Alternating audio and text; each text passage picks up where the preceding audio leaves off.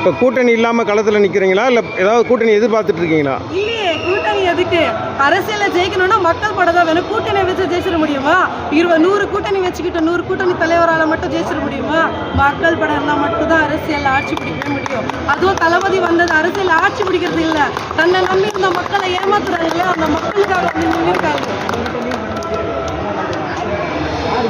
Number 1 சட்டமன்ற தேர்தலில் number 1 கட்சியாக இருப்பீங்களா, நம்பர் 2 கட்சியாக இருப்பீங்களா, ஆளுங்கட்சியா எதிர்கட்சியாக இருப்பீங்களா? மேக்ஸிமம் அந்த பேச்சுக்கே இடம் இல்லை சார். நம்பர் வந்து அதையும் தாண்டி அவங்க ஜெயிச்சாங்கன்னா முழுக்க ஊழலாலையும் பணத்தாலையும் தான் ஜெயிக்க போகிறாங்க. மக்கள் மனசில் ஆல்ரெடி ஜெயிச்சாச்சு.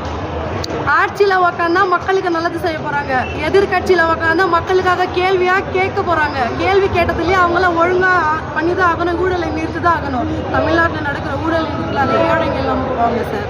எவ்வளோ ஊழல் தெரியுமா? எவ்வளோ பேர் பசி பட்டி இன்னும் கிடைக்கிறாங்கன்னு தெரியுமா? ஏசியில் உட்காந்துட்டு சிஎம் சார் தெரிஞ்சிருமா? கூட்டணியை மட்டும் கூடி வச்சுட்டு இந்த கூட்டணி அந்த கூட்டணி சொன்னால் மட்டும் ஜெயிச்சிட முடியுமா?